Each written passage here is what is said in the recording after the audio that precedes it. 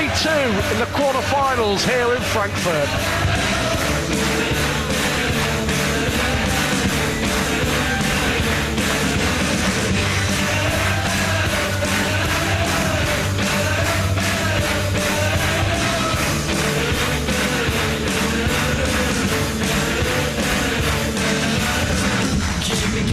Bring your sister over here, let her dance with me just for the hell of it.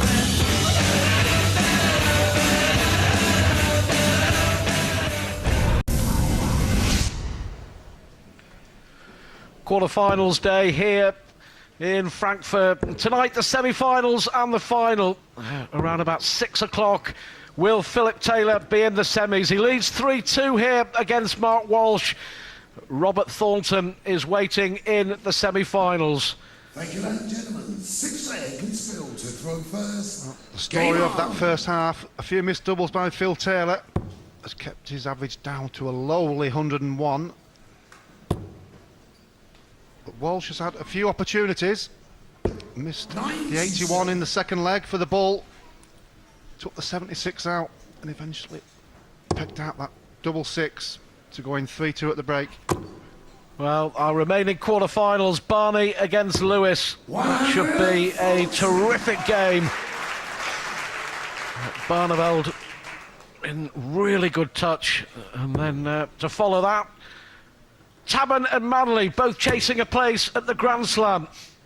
If either of them get through to the final, they will be at the Grand Slam of Darts 2 in Wolverhampton in a fortnight's time. Mark Walsh also chasing one of those places. Needs to just up his game. He's been consistent throughout the last 2 years and had 2 good wins in this tournament so far against a very informed Colin Osborne in that first round. Had 100 average in that game and then eventually got through against Wayne Mardle. A different kind of game, but just kept himself plodded on, as he says. Just wondering, I mean, we've just seen 57 there from Taylor. Is it concentration? Is it the atmosphere? Is it the time of day? I mean, he's so used to playing, of course, of a night time. What is it? Well, when you hit the heights like Phil did yesterday, obviously very difficult to do exactly the same. I think he needs to get that out of his mind and just concentrate on winning the game. That's the most important thing. Averages are just an extra. But most players do like to say they like to play in the evening more than the afternoon. 130. Well, Walsh here, a real chance to break Phil Taylor, unless Taylor can take out 164, which would be the highest checkout of the week so far.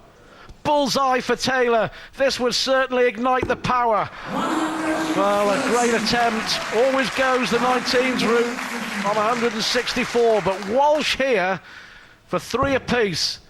His favourite double top for a break of throw.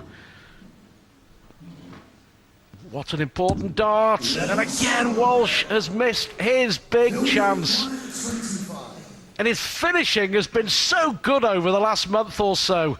But when you play Taylor, you get your chances. You have to take them. He hasn't. Well, a long way off. Double 8 for Phil there. And double 4. So another opportunity for Mark Walsh. Missed his favourite double top. Got 3 more darts now to get back to 3-3. And pegs it. Knows that was an important leg. Mentioned earlier, he needs to hang on. It's Phil Taylor's tail. Don't want to give him any distance. And with Phil missing a few doubles, you need to take your opportunities. Has done on a few occasions, missed a few, but back to 3-3.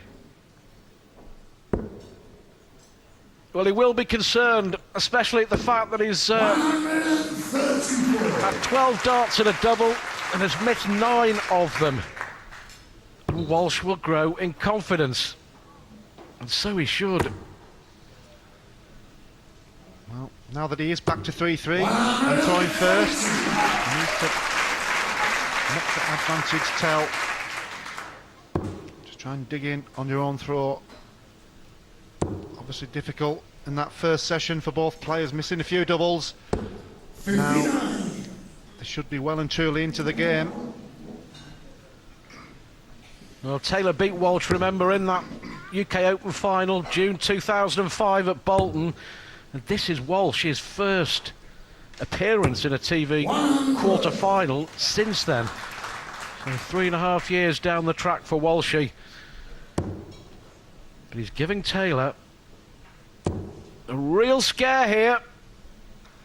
Well, we've mentioned about his form. He's certainly in form. Phil Taylor's well in form. But what he needs to do now is go to that next level. I said that with Alan Tabbin. Got himself to a good standard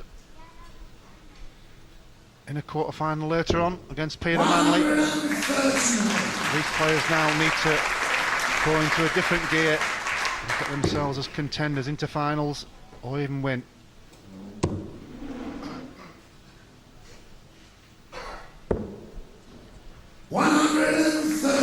Well, great scoring again from Walsh. Pressure on Taylor yet again. Another one of those would leave double five. Double five it is. And Taylor needs this. And, well, how dare we doubt him? And you can see how much that means to him. Finally, you feel now that Taylor's into this quarter-final. 130 kill. And break straight back. Well, he came out very relaxed, missed a few doubles. Knows he hasn't played as well as he can do. But we saw that big shout there when he hit the 130. Bit of emotion from the power. Mark Walsh just wandering around like he's doing his Sunday afternoon shopping. 41. Well, yet again, frustration etched on the face of Phil Taylor. Well, superhuman in the sport of darts. Occasionally, we see glimpses that he is actually human. But they're only glimpses. Yeah, definitely only glimpses.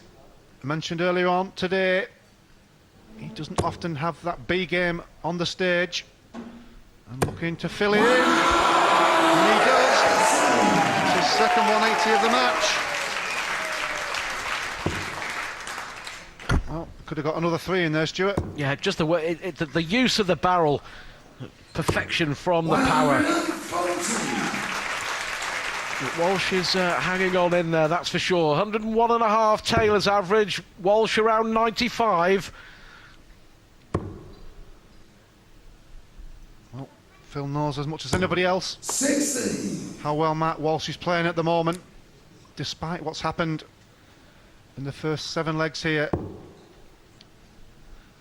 Well, he's going to have a look. He needs a treble here to leave a finish, and he's not going to leave a finish now. So Taylor has got 6 starts at 220. Another one of those 180s will leave his double top.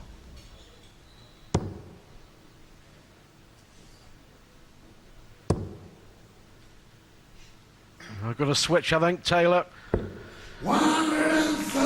Oh, great stuff from the power, and he knows exactly what he's doing. Chance to put some daylight between him and Mark Walsh. Well, he'll come down to leave a finish.